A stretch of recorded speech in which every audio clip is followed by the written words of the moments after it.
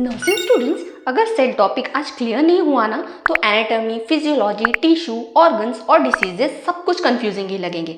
इस वीडियो को स्किप मत करना क्योंकि यहाँ आप सेल को रटने के लिए नहीं, समझने के लिए पढ़ोगे।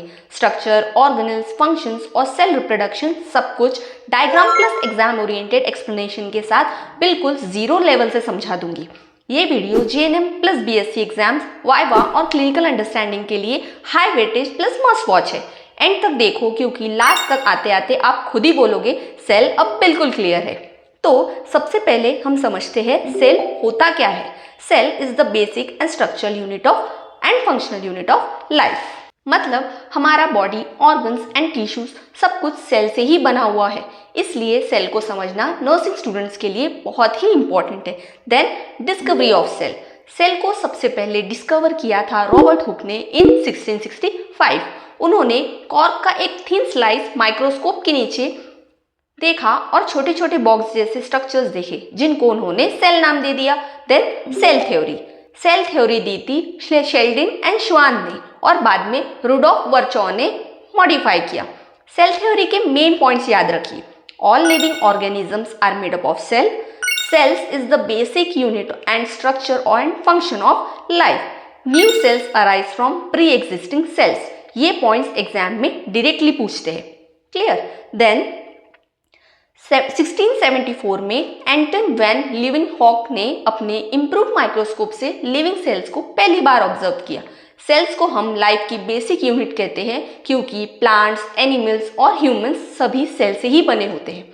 देन ह्यूमन बॉडी में लगभग 37 ट्रिलियन सेल्स होते हैं एंड सेल के स्टडी को साइटोलॉजी कहा जाता है और यही साइटोलॉजी एनाटॉमी एंड फिजियोलॉजी का फाउंडेशन है। Clear? Then types of cell. Cells mainly दो टाइप के होते हैं। फर्स्ट इज प्रोकैरियोटिक सेल्स जिसमें ट्रू न्यूक्लियस नहीं होता। सेकेंड इज यूकैरियोटिक सेल्स या जिसमें ट्रू न्यूक्लियस प्रेजेंट होता है। क्लियर? ह्यूमन बॉडी में यूकैरियोटिक सेल्स होते हैं। इतना क्लियर हुआ?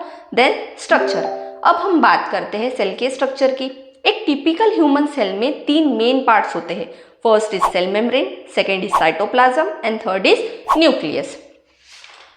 अब हम डायग्राम के थ्रू समझते हैं कंप्लीट सेल के स्ट्रक्चर के बारे में। आउटर मोस्ट जो लेयर होती है सेल की उसे हम सेल मेम्ब्रेन कहते हैं। इसके अंदर जो होता है उसे हम साइटोप्लाज्म कहते हैं एंड जो बीच में होता है उसे हम न्यूक्लियस कहते हैं। साइटोप्लाज्म के अंदर अलग अलग सेल ऑर्गेनल्स प्रेजेंट होते हैं। क्लियर? सो सबसे पहले हम पढ़ेंगे सेल मेम्ब्रेन। सेल मेम्ब्रेन एक थिन, इलास्टिक और सेमी परमिएबल मेम्ब्रेन होती है। इसका काम होता है डिसाइड करना कि क्या सेल के अंदर जाएगा और क्या बाहर आएगा। क्लियर? फंक्शंस सिंपल वर्ड्स में समझते हैं कि सेल को प्रोटेक्ट करना, सब्सटेंसेस का मूवमेंट कंट्रोल करती है। कौन? Cell membrane. एंड सेल का शेप मेंटेन करती है। क्लियर हुआ? अभी के लिए हम यहीं तक रुकते हैं क्योंकि अगर इसके आगे पढ़ाने जाऊंगी तो वीडियो बहुत लंबी हो जाएगी। इस वीडियो को आप अच्छे से लर्न और रिवाइज कर लीजिए। नेक्स्ट वीडियो में हम साइटोप्लाज्म के बाद का कंप्लीट पोर्शन यानी सेल ऑर्गेनल्स और सेल रिप्रोडक्शन डायग्राम के साथ समझेंगे इजी वे में।